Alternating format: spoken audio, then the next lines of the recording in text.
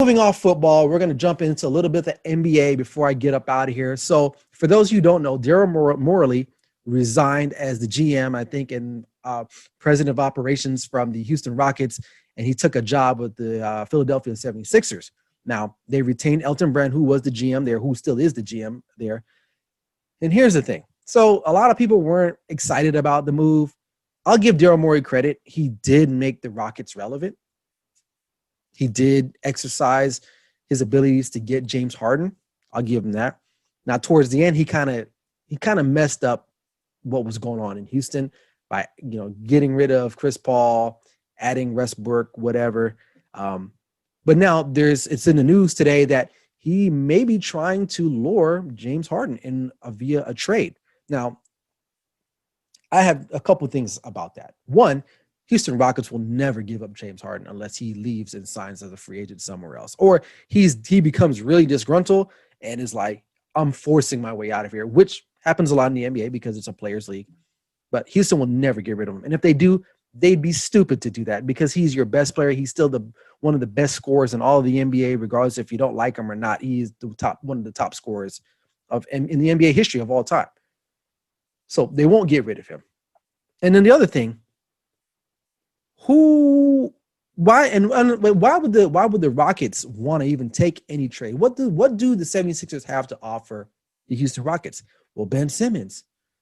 Sorry, can't shoot.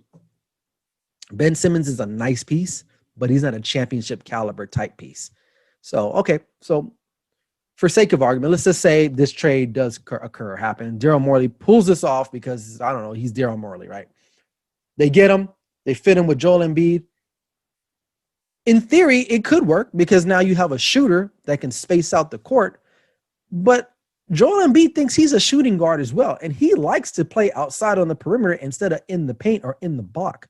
So, and Joel Embiid actually isn't healthy all the time. He does have major health concerns. So that scares me if I'm a fan or an owner or anything like that. How would it work? Because without without Joel Embiid, it doesn't really work. James Harden can't do it all by himself. It's apparent.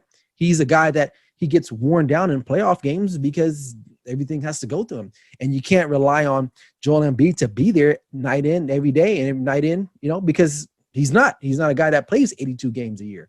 So, and then possibly with this shortened season coming up here that they're going to be voting on here soon, if I'm not mistaken, next week, the season might start in December. Is Joel Embiid ready to go? Granted,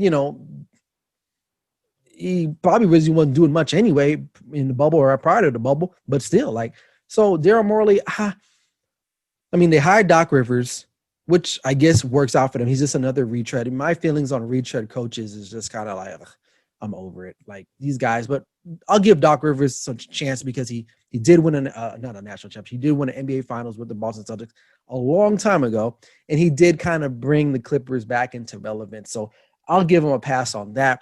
We'll see how it works with him and Joel Embiid. But the Joel Embiid, Ben Simmons thing is just not working. That team a year or two ago was primed to be a championship contender. They had great shooters. They ended up trading away some guys. They let JJ Redick go. Now you have a court full of non-shooters. And Ben Simmons and Joel Embiid, who've made a few three-pointers now, think that they have the confidence to do that night in and night out. It's not the case. So they're one piece away, but they gave bad contracts to Tobias Harris, he's an NBA journeyman. So Darryl Morley has to come in there. And one thing I will say about this with Darryl Morley, he's not afraid to shake things up. He's not afraid to shake things up because this current roster has nothing to do with him. Now, he's going to look at it and he's going to say, well, we need to get rid of this guy. And Elton Brand might feel some type of way about it because he orchestrated this current roster. So there might be some heads, combining there, whatever you want to call it, bumping. But ultimately, Elton Brand reports to Darryl Morley.